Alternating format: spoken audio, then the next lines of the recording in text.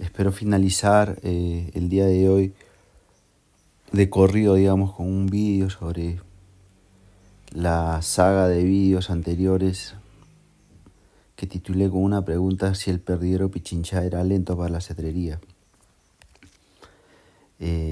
Había finalizado señalando que Gustavo Trainini, el criador de perdigueros y de peregrinos en Brasil, señalaba que el perdiguero Pichinchae no estaba diseñado para cazar presas grandes, porque en la puna solo cazaba pajaritos porque existían solo este tipo de pájaros en el hábitat del halcón aplomado en el Perú, teniendo como base o teniendo como afirmación o como suposición de que el perdiguero solo está en la puna, porque en la puna solo existiría pajaritos. Entonces, sobre ello quisiera hacer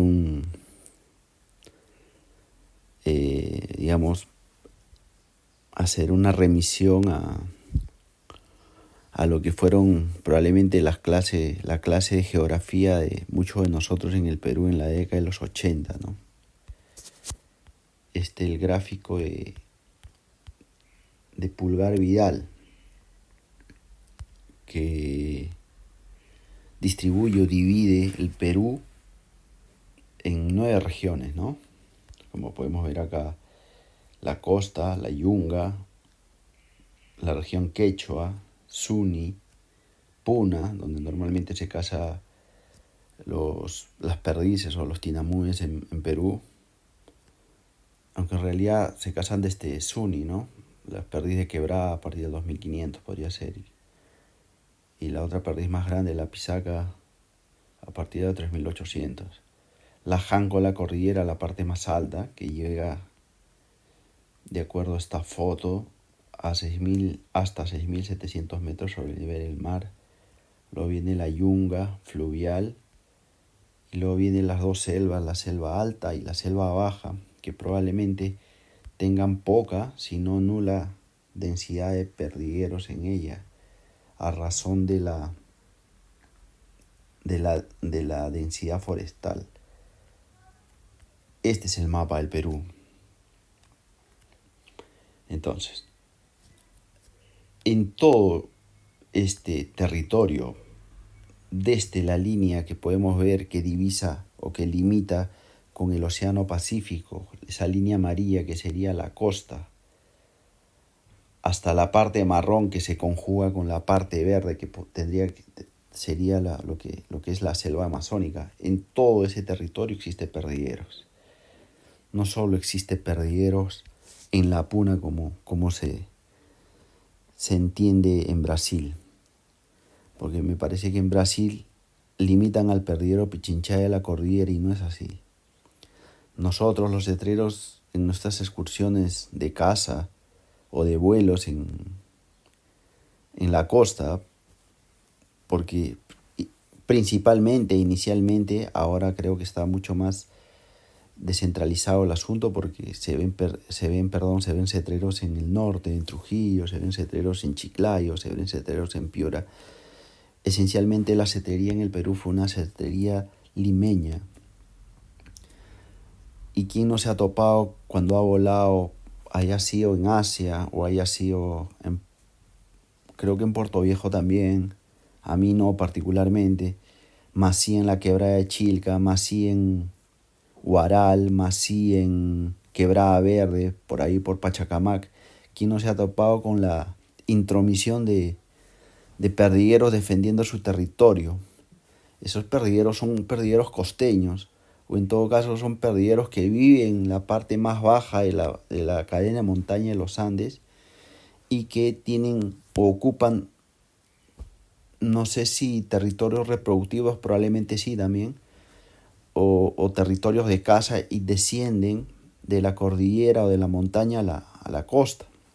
Es por eso que podemos ver, por ejemplo, perdigueros en Huaral y al costado está el mar.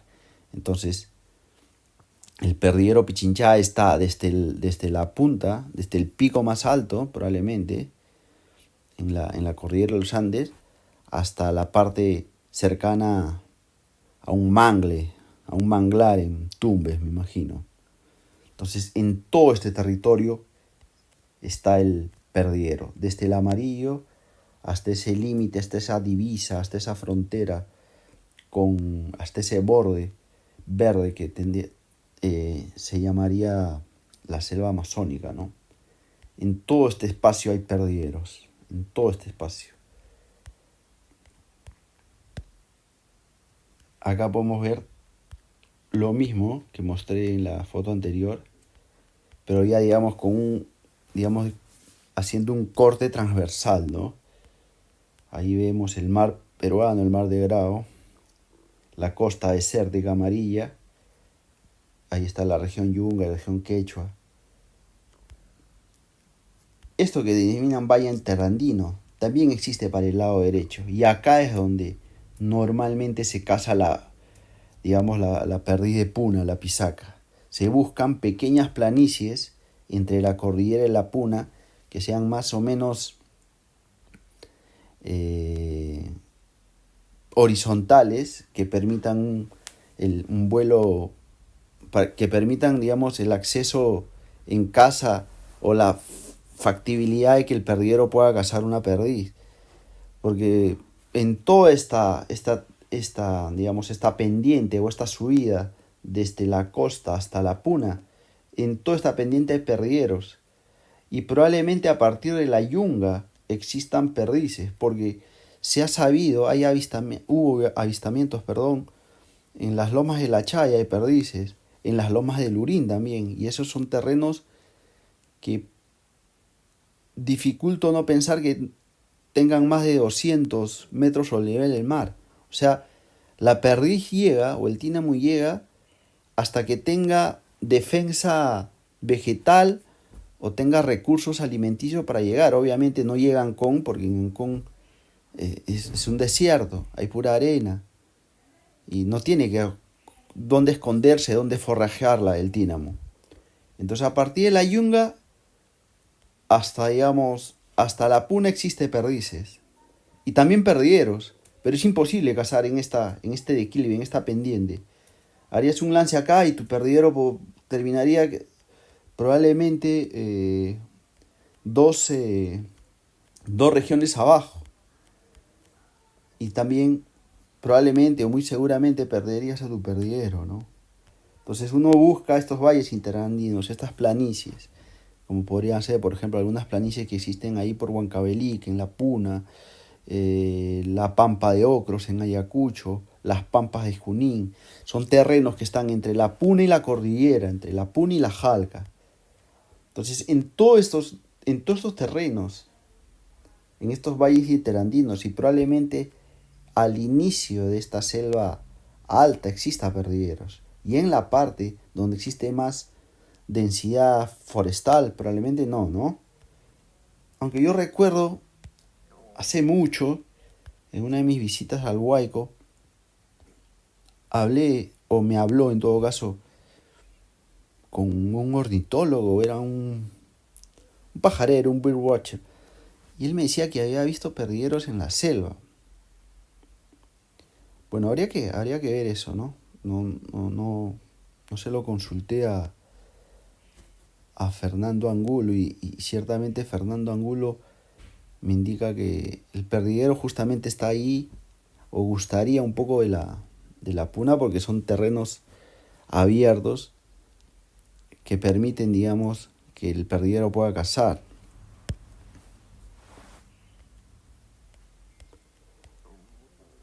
Y esto podría ser una refutación, digamos, de esa afirmación que señalan que en la Puna solo hay pajaritos. Miren, me parece que esta foto la tomé yo, este es en las Pampas de Junín. Ahí vemos unas gaviotas andinas y unos ibis. Acá es donde está la perdiz, esta Puna. Esto es la Puna, para ser un poco demostrativo. Esta es la Puna, y lo que está encima de la Puna, que si pueden ver al fondo, las montañas, eso vendría a ser la cordillera o Jalca, la parte más alta de del pico de montañas, que es los Andes. Acá se puede ver mejor esto. Esto es Me parece que esto es Hóndor, este es Junín también. No sé, Ayacucho o Junín. Creo que es Junín. Ahí podemos ver esa planicie que ven abajo, con esa gramínea que es el lichu. Esa es la puna. Y sobre la puna está la cordillera. Y el perdiguero está en todos estos lugares. Obviamente más está acá abajo, ¿no? En la puna. Ahora, cuando los brasileros indican, o el brasilero Gustavo Trenin indica que el perdiguero de la cordillera, ese perdiguero que según comentan tiene plumas en las patas, eh, y que vive ahí, que solo caza pajaritos, daría a entender de que ese perdiguero está, digamos, limitado o aforado a esta distribución geográfica, que es la cordillera. Y no es así, el perdiguero pasea por todos esos pisos altitudinales que mostré anteriormente. Probablemente de Quechua se va a Zuni, de ahí a la Puna y a la cordillera, y ahí baja la Puna, y es así. Y otra cosa, el perdiguero, femoral y femoralis también, y el septentrionalis también, son halcones arborícolas. Son halcones que usurpan el nido de otras aves y hacen y crían en árboles. O sea, el perdiguero cuando le da la noche, cuando llega la noche en estas altitudes, no duerme ni en la puna y menos en la cordillera. No duerme, pues, no nos podemos imaginar un perdiguero a las, no sé, 2 de la mañana sobre una roca en la puna con una pata arriba y con la cabeza metida en los escapularios, durmiendo plácidamente. No es así.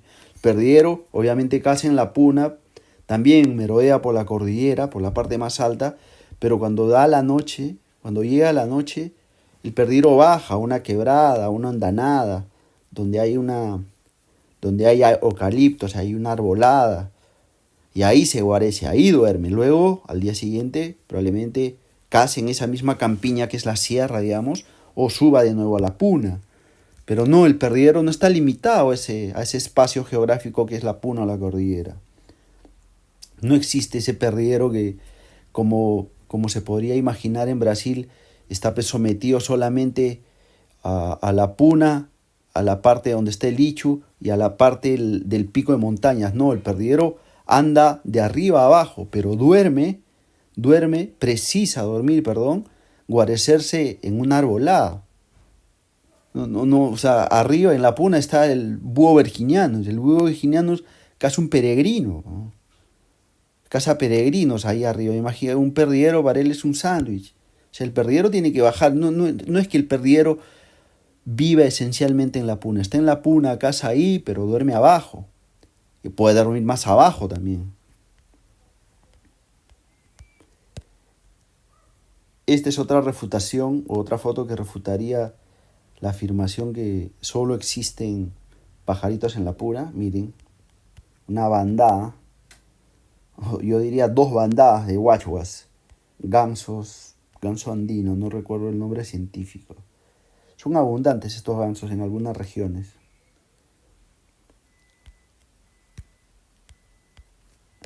Acá hay unas cercetas, también en la puna, probando de que no existe solo pajaritos en la puna. Y ya si mi declaración podría resultar falible o sospechosa, coloquemos eBirds, que es este buscador para observar pájaros de acuerdo a regiones, ¿no? Y coloqué Moquegua porque Moquegua es un departamento en Perú que conjuga Chala y Cordillera, todo eso al medio. Al medio, obviamente, más regiones, Quechua y todo, ¿no? O sea, conjuga costa, quebrada, puna y cordillera. Para probar de que no solo existen pajaritos en los Andes. Yo obviamente, voy a, voy a limitarme a, a aplicar fotos de pájaros que concurren en la puna y en la cordillera. Miren este perdiguero. Acá se cumple lo que un documento de Dean Hector señala sobre el Pichinchae, ¿no? Normalmente Dean Hector, normalmente no, dice algo en inglés como abdominal band incomplete, o sea, la banda abdominal o de la barriga incompleta. Ahí vemos, mire, nunca se completa. Y en el septentrionalis y en el femoralis más aún está lleno esto. No hay esta división, no sé si están viendo esta división que se corta la banda abdominal.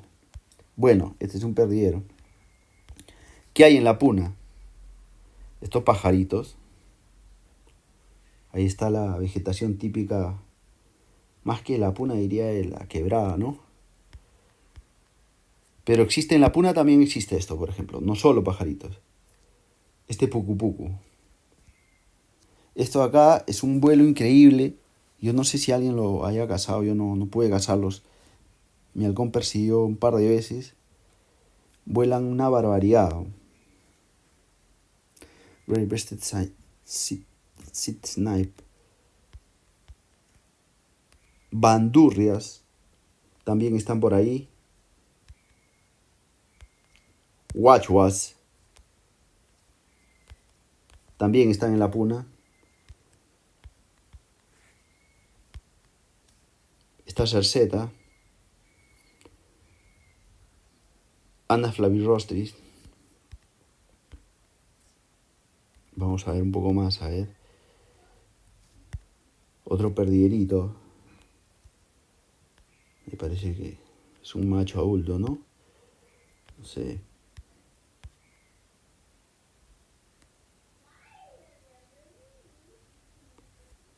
Rea pernata, también está en la cordillera. Otro perdiguero por acá.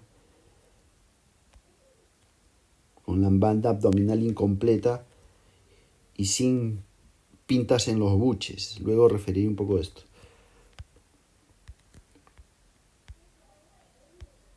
Acá hay aves más de la costa, digamos. Otro perdiguero con la banda abdominal incompleta. Lindo halcón. Bien bigotón. Parece hembra. Bonito.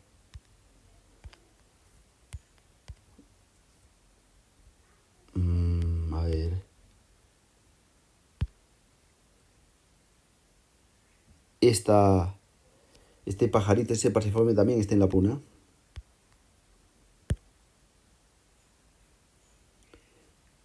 Puna tinamu, Tinamotis pitandli. Me parece que esta es el quidio, ¿no? Este tinamu. Ah, miren, y el que tomó la foto es Fernando Angulo, justamente. Este tinamu está en la parte más alta, donde ya probablemente no haya ichu, y donde solo hay cascajo, solo hay, digamos, roca sedimentada o cortada como sustrato en el suelo. Es un pájaro, es un tínamo bien grande. Su elusiva es más caminar, correr rápido que volar. Este está arriba en la puna. Perdón, en la quebra, en la cordillera, por encima de la puna está este tínamo, que es más grande que el ornata. Bueno, entonces, como vemos, o como yo lo veo en todo caso, no solo existen pajaritos. Ahora mostraré algunas fotos de perdigueros salvajes cazando o con presas que son aves que son mucho más grandes que pajaritos, como para o intentando impugnar esa afirmación que cunde en Brasil, que se dirige a señalar que los perdigueros pichinchaes solo cazan pajaritos o estarían más destinados a ese tipo de paseriformes. Esta foto suscitó una breve reunión que tuve con Oscar, y todo esto por mails, y el fotógrafo, no recuerdo el nombre del fotógrafo, pero la foto fue en el Valle Sagrado del Cusco, y ahí vemos un perdiguero hembra con lo que parece un lique. Lique sería, digamos, la respuesta peruana al tero en Brasil, ¿no? Vanellus resplendens, me parece que es el nombre científico. Si ustedes se dan cuenta, tanto lique, aunque el vocablo, la palabra quechua también que refieren a este pájaro es también lejles. Y en Argentina le llaman tero. Y en Brasil, bueno, al Vanellus chilensis, ¿no? Y en Brasil le llaman quero. Todas son frases onomatopéyicas que fueron nombres coloquiales que fueron puestos en función al sonido que emiten estos pájaros, ¿no? El lejles, liqui, tero, o tero, digamos, nos remiten al registro vocal de estos pájaros, a cómo gritan, por decirlo de alguna forma. Bueno, acá vemos un perdiguero salvaje cazando mucho más que un pajarito. Una presa más grande como un lique.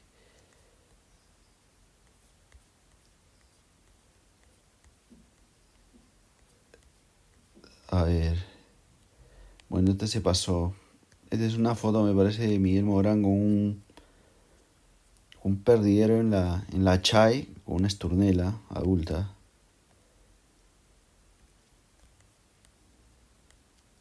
Este es un perdiguero en Juliaca con un pajarito, o lo que fue un pajarito. La aportación de las presas es importante, ¿no? en las rapaces, en los halcones, y más aún en los perdigueros, ¿no? Acá vemos un perdiguero sin buche en las pintas, con una paloma que denominan torcaz o torcaza en Perú. En quechua le llaman jojoto. Este es, creo que, Patagonia maculosa. Porque en Brasil tienen una muy parecida a esta que le llaman asa branca y es Patagonia picasuru, si mal no recuerdo. Esta es otra prueba de que los perdigueros pichichay no solo cazan pajaritos. Claro que cazan pajaritos también. O a alguien le cae una duda que si alguien ha volado un perdiguero macho, ha podido constatar, ha podido advertir la querencia o cómo aman estos perdigueros a los saltamontes o a los o las langostas, o las libélulas. El perdiguero le encantaba comer libélulas, le encantaba comer saltamontes, pero también cazaba perdices, también cazaba tínamos, también cazaba lambús, también cazaba esturnelas, también cazaba palomas. Entonces, la proteína animal, sea insecto, sea ave, nunca es desdicha o rehusada por las rapaces, ¿no? Se me viene a la mente un artículo científico, que refiere la dieta del peregrino astral, del peregrino Cassini en Argentina, y estaba desde el Troglodytes aedon, que sería el chochín, pajarito de, no sé, 4 gramos, 5 gramos, hasta un pato, una cerceta de 800 gramos. Entonces, todo eso cazan los pájaros. No solo cazan pajaritos y no solo cazan presas grandes. Un halcón probablemente apremiado de hambre o inexperiente va a intentar cazar una presa más grande, poniendo en riesgo su indemnidad, su propia sanidad física, ¿no? Cazando un pájaro grande. Normalmente lo que quiere el halcón es atrapar un pájaro que no dé mayor bullicio ni revuelta en el campo, que no rompa el sosiego y la calma que existe en la campiña, que casi se lo pueda llevar un árbol, ¿no? Eso es lo que quiere un halcón, un perdiguero. No necesariamente cazar presas grandes.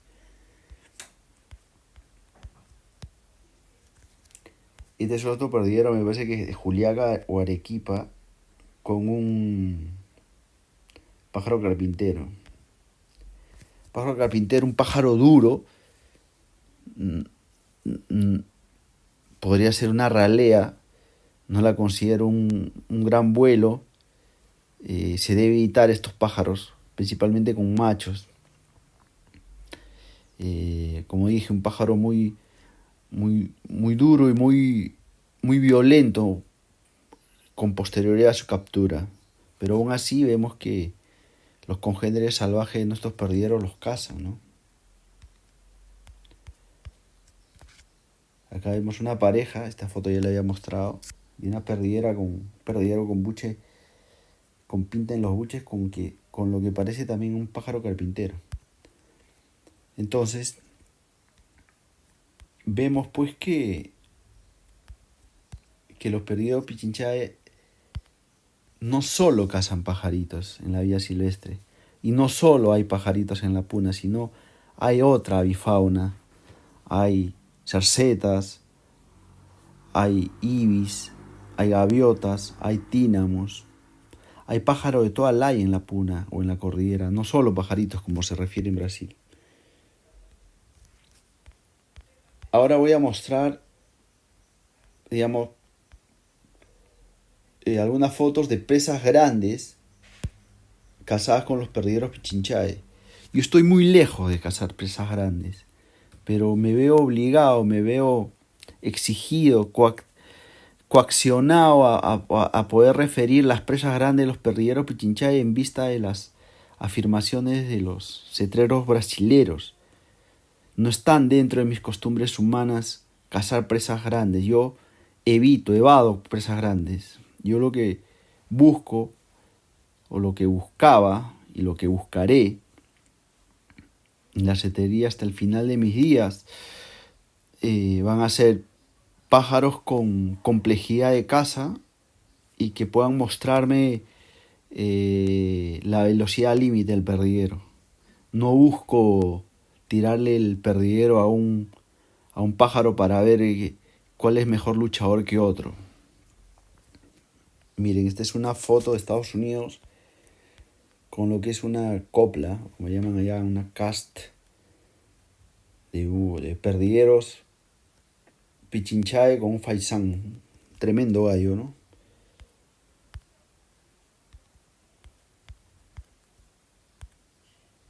Esta es una perdiguera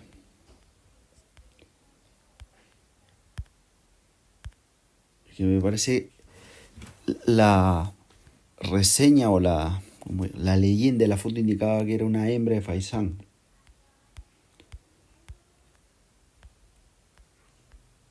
Este es otro perdiguero con una codorniz, creo. A ver, leíamos.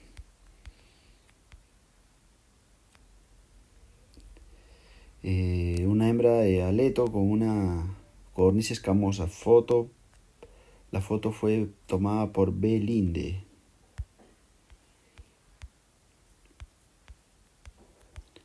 Luego volveré esa foto del perdiguero o el perdiguero hembra de Raúl Ramírez en la primera mitad de la década del 2000 con un huerequequi.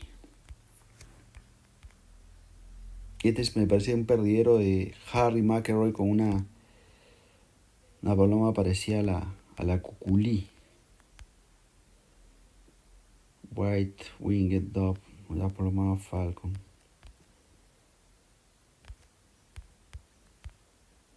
Estoy mostrando fotos de perdigueros con presas grandes. Este es un perdiguero que dice aplomado falcon, el sargento pimienta,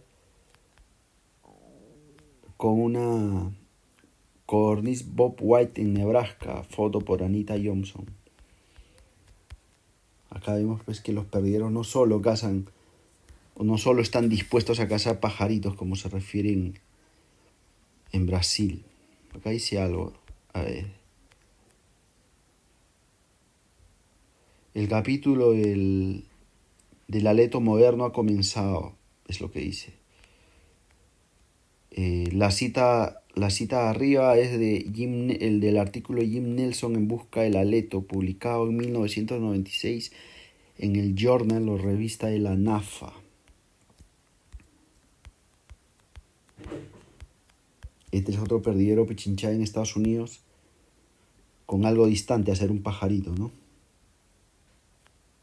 Un faisán en Dumas, dice, Texas. Este parece que lo cazó solo, no lo cazó en copla. Vemos pues que los pichinchae, tanto en la cetrería como en la vía silvestre, no solo cazan pajaritos. Disculpen que sea autorreferencial. Este es mi perdiguero el año 2012 o 2013, creo, con su primera perdiz. Un halcón de 240 gramos con una perdiz de 330, 340. Es un macho. Esto fue en Junín. La memoria a veces me se esquía, pero creo que es el Noctroporta ornata, ¿no? La pisaca. Después volveré a esta foto de José Antonio Otero y Fernando Feas. Pero bueno, entonces es lo que yo podría decir sobre esa afirmación de que los perdigueros solo cazan pajaritos. Los perdigueros pechinchaes solo cazan pajaritos. Son pájaros bonitos, pero que son lentos. Me parece que en Brasil sucede algo así como una especie de nacionalismo un tanto confuso, un tanto absurdo, ¿no? En función a los halcones. Cuando los halcones, como dije, no tienen nacionalidad. La historia nuestra con los perdigueros probablemente se inicie en la segunda mitad de la década de 1970 con esa primera capa, esa primera generación de cetreros, cuyos nombres son de algunos, ¿no? Como Oscar Bengolea, Rolf Peterman, Pepe Latorre, Lucho Bertocchi. Ellos ya habían tenido en su momento perdigueros. En el primer artículo de Harry McElroy, un halcón para el arbusto, un halcón para la maleza, él ya refiere que Oscar y Lucho tenían dinámica con el perdiguero 10 años antes. O sea, ese artículo es de 1986 y 10 años atrás era 1976. Pero probablemente, digo yo, habría que preguntarle quizás a Pepe Latorre. Ellos tenían los perdigueros, probablemente también los cazaban, no sé si tanto a las presas que ahora consideramos puede cazar un perdiguero pichinchae, ¿no? Fue esa primera generación que ya tuvo contacto con los pichinchae en 1975 y ese comercio con los perdigueros se extiende hasta nuestros días, ¿no? La segunda generación de cetreros, esa segunda generación que emerge, digamos, en la década de 80. Ahí me parece, y producto del... No sé si producto... Ese es un buen dato para la historia, por ejemplo. Se sabe que Harry McElroy cazó tórtolas y chiscos con un perdiguero en Lima. Ahora, la pregunta es, ¿esas presas las encontró? O sea, fue un momento iniciático, adánico, el de Harry. Fue el primero en cazar chiscos y tórtolas con perdiguero, o ya los cazaba antes. No se sabe. Porque lo que sí se sabe es que probablemente Harry dio un centro, una centralidad a la cetrería en el Perú, a la cetrería con perdiguero en el Perú, perdón, que podría ser el manejo de peso. Un cetrero de la segunda capa, como Renato Borresa, me indica que Harry fue el que puso énfasis ahí en el tema de la balanza con el perdiguero y los pesos, y a raíz de eso pues que pudo cazar tórtolas y chiscos, ¿no? Y después de eso, la década siguiente, la década de 1990, era el ejercicio de la segunda generación de cetreros y emergía una tercera. Y ahí volvía a acentuarse, digamos, las presas típicas del perdiguero eran el chisco y la tórtola, el Mimus longicaudatus, porque aquí en Brasil el chisco es Mimus saturnus y la tórtola que es Columbina cruciana, me parece, ¿no? A inicios del 2002, o sea, a inicio de la década del 2002, José Luis Galeardi eleva el nivel de exigencia de los chicos y las tórtolas y empieza a cazar sostenidamente esturnelas. Entonces vemos que hubo un saldo de calidad en cuanto a la exigencia de los vuelos. Probablemente en 1989 un perdiguero de nombre Berta, cuyo propietario era Luis Wong, el chino Qinghua, que ya en la finales de la década del 80 ya cazaba esturnelas. A ver si puedo mostrar una foto.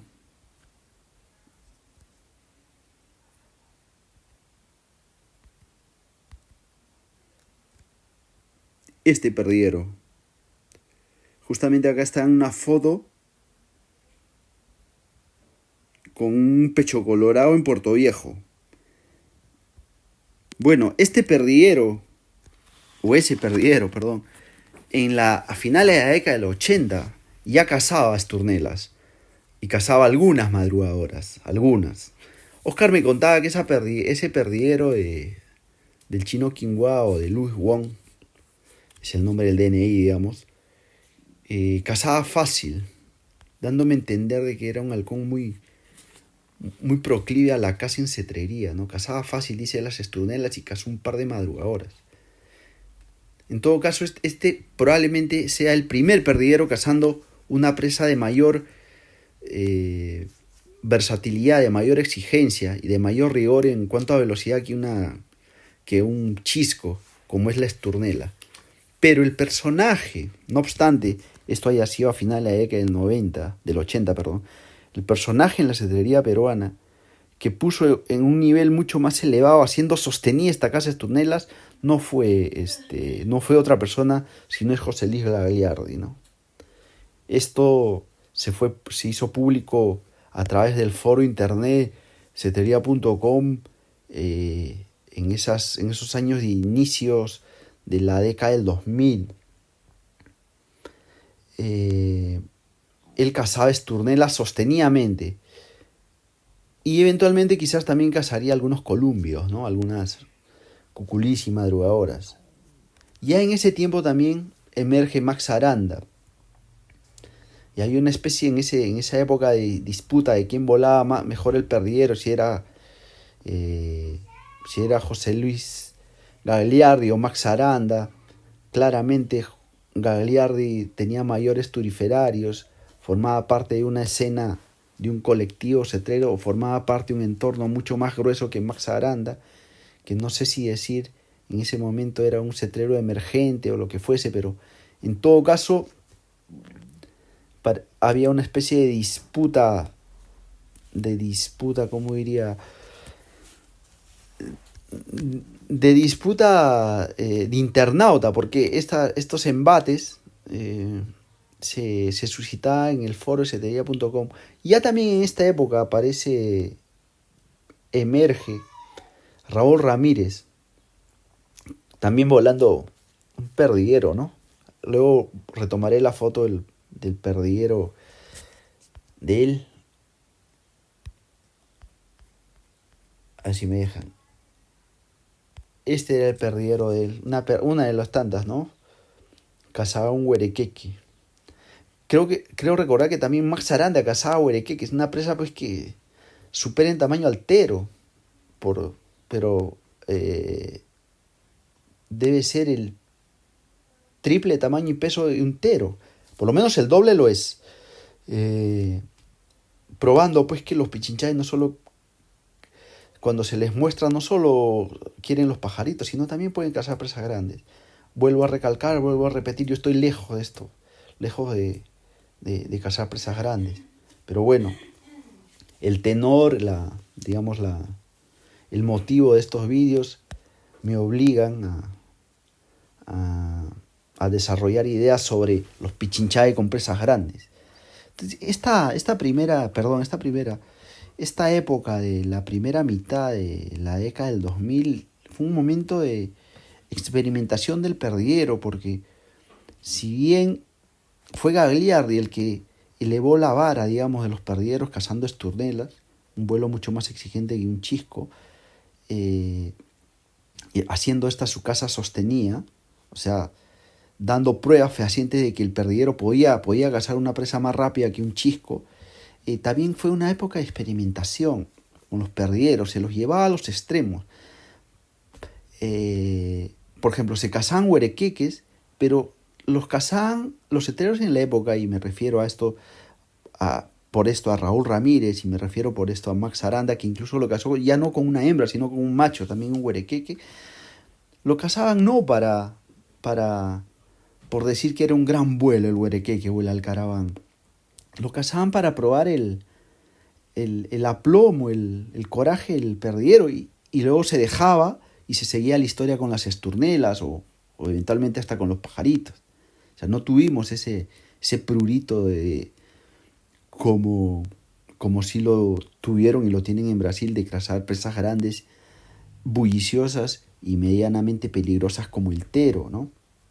Entonces, como decía, fue una época de experimentación con el perdiguero, porque se cazaban en los extremos, desde pajaritos hasta presas grandes o presiones como alcaravanes.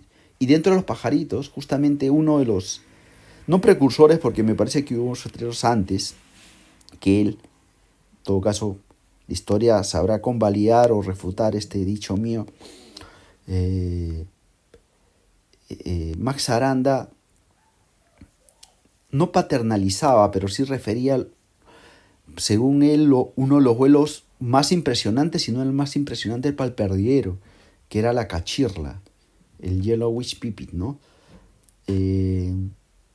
Yo no diré, estoy obligado a no decir nada sobre este punto, porque mi testimonio sería sospechoso, pero ya que no puedo evitarlo, yo digo de que la cachirla es 10 veces más vuelo que una esturnela, para mí. Porque es un vuelo atípico, es un vuelo para arriba. Y si la cachirla es buena y el perdiguero también, se van a perder en el cielo persiguiendo. Un pajarito que a veces uno ve y ve volando para arriba el perdiguero y no se sabe qué persigue, pero que sigue un pajarito, y se pierden a veces en el cielo. Y el perdiguero a veces baja a tu puño cansado, sin atraparlo, o a veces tienes que buscarlo con el receptor y está comiendo en una marisma, no sé, a 70 metros tuyo. O a veces baja junto con el pajarito y trata de recazarlo en el pasto. Para mí es un vuelo impresionante, por lo atípico, ¿no? Porque ¿cuál es lo común? ¿Cuál es lo recurrente en la cetrería? Un vuelo equidistante y en medianía lineal, de un punto A a un punto B, ¿no? Esa es una huida, una persecución natural de un predador con alas hacia una presa. Parten de un punto A a un punto B, pero es algo horizontal.